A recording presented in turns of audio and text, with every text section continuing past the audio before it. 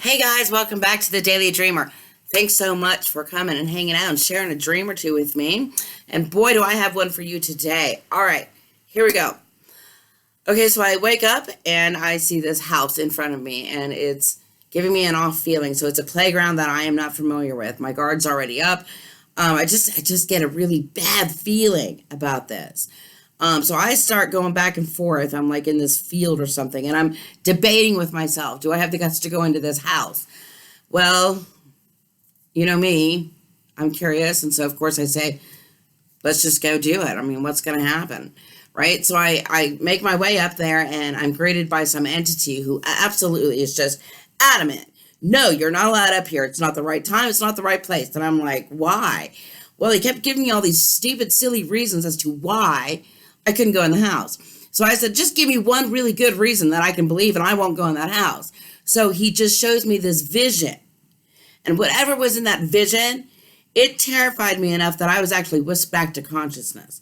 Now, I don't know what that vision was, but it was enough that my astral body came right back to my physical body, right? So I write my dream down, go do what I got to do, come back, focus on my images, because I want to go back to that house. I want to know what's in that house that I can't go see. So I focus on the images and I'm back in the dream, but only this time I'm around the back and I see this secret entrance. It's like a ramp, right? So I make my way over and I open it up, and I guess the logic behind me doing this was that I was going to be strategic about it. I was going to take them off guard before they got me. Yay me for thinking, right? So anyway, so I make my way down, and I start getting on the stairs, and my heart starts panicking because I hear the creakiness of the stairs. And I'm a bit worried, but I'm like, oh, you're already in now, I might as well go. So I get to the top of the stairs, and I see what I thought was an empty room. So, okay, so I start slowly making my way towards whatever, that corner or something. But when I turned that corner that was there, my friend, who is normally there to greet me in unfamiliar places, was stood there, and he was smiling. And I said, what are you doing here? And he said, I never thought you would make it. And I said, well, I did. And he said, let's have a chat. And I said, a chat? A chat about what? And he says, we need to enhance your cowardly courage. So then I was whisked back to consciousness. So what a dream, right? And so what happens? So I get up and go to my meditative state, and then I get all these lovely automatic writings, and boy, all these messages comes up. So guess what came up for me, folks? Fear. Fear, yeah. So let's discuss fear, okay? Or let's let them discuss fear. So fear to them, what they told us was a fear is a boundary. It is one of the oldest companions that we have to learn to walk with because it's a boundary that we love to rationalize. And that's just how it is. They say we have good reason for it. The only problem is that when we become afraid of something, or we start accumulating fears, we start building like this brick wall, and so pretty soon we've like designed our own limitations and our own brick walls because we can't seem to overcome that. And now we are definitely limited into anything that we're doing. So that's fear. It's a boundary that we love to rationalize. Okay.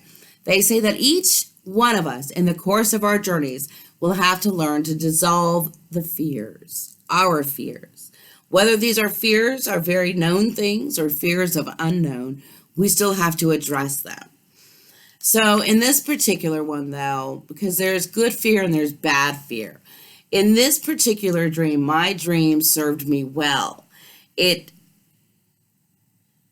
My guard was up, and my fear of going or getting harmed did the right thing. In that case, the fear was appropriate because it felt my soul was in danger. And so it was enough that it yanked my astral body back down to my physical body. So in that case, yeah, fear was a good thing. But fear can also be a very bad thing, right? Because we know that sometimes we just get so lost up in the worry and the doubts and the negativity of it that we've placed our own selves in our own jails. We know how that goes, folks. We love to do that, and I don't know why. But what they're saying is that fear is a signal. It's a signal for us to look out. Be careful. But they're saying that we all misuse fear. We misuse fear. You have all called things fearful simply because we are lazy, simply because we are lacking courage. Understanding the fear, they say, is the key. They say if you see it as your freedom of an awareness, then we're able to actually move to new possibilities. And that's a good thing. We always want new possibilities. We're formed with a spiritual intention, and it was formed by the great masters who came into the body. It was formed by those who were born into humble places and some that were born into high places.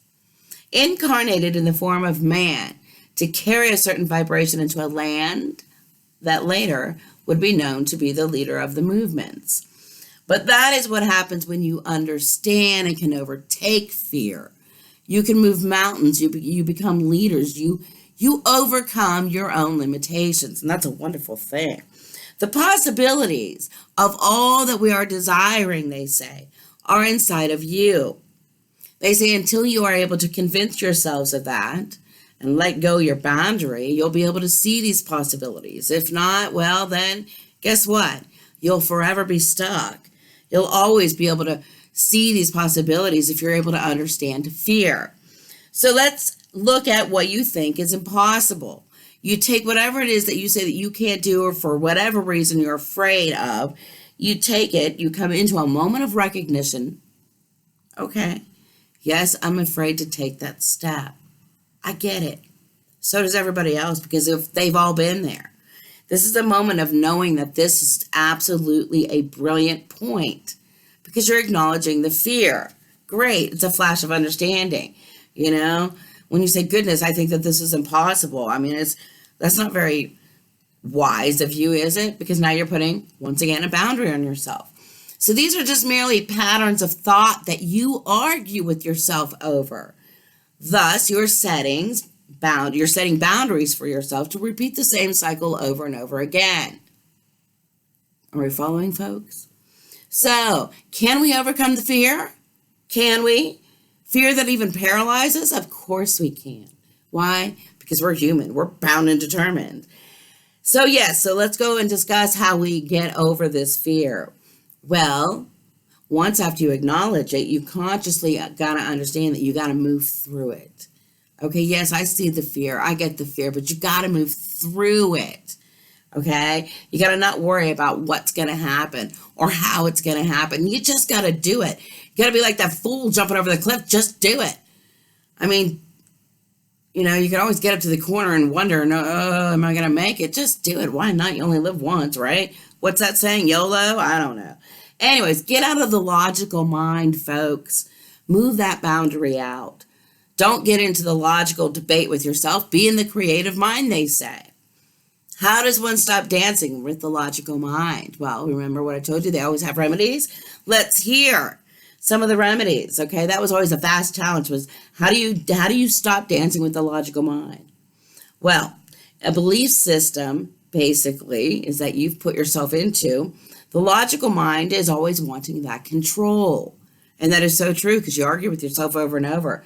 It's always thinking that it's right.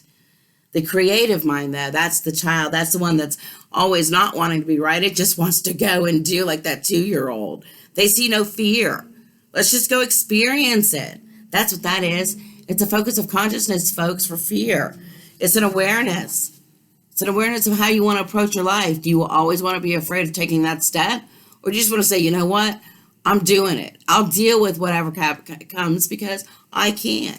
I'm stronger now because of my experiences. The logical mind is always going to hold you in limitation, they say. It will give you the sense of false security and false identity, so be careful with that.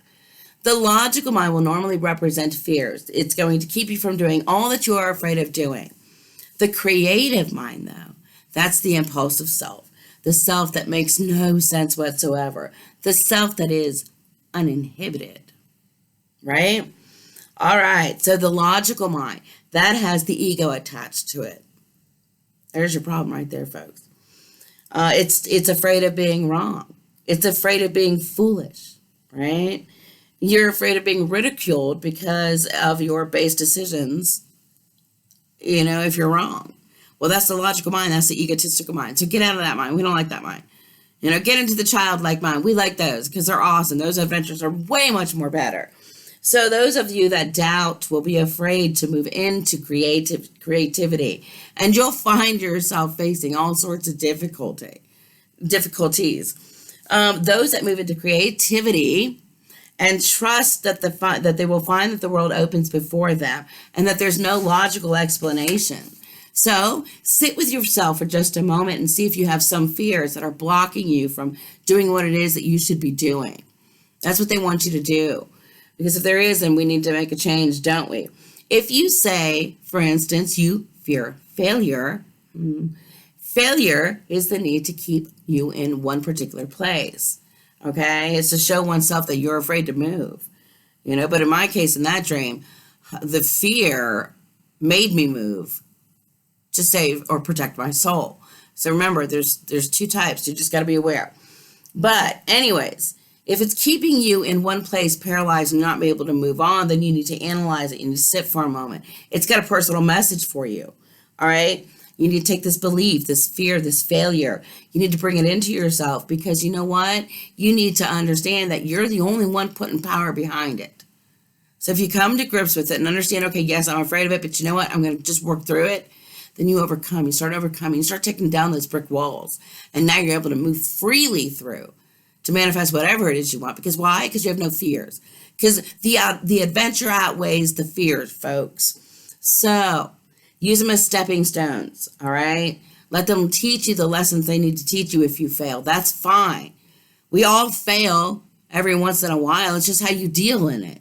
So, folks, it looks like on this one, you just got to stop feeding your fears and stop building those brick walls. There are so many ways to fail out there. My God, you can wake up and fail when you trip on your nose. How are you going to deal with it? You're going to let it ruin your day? No, you're just going to get up and you're going to rub your nose and curse a moment. Take it. I recognized it. And now I'm going to move on. Anyways, folks, that was the dream. So I don't know. What are your thoughts? Let me know. Leave some comments below. If you like my page, please share and give me a like. And until next time, guys, sweet dreams and many blessings.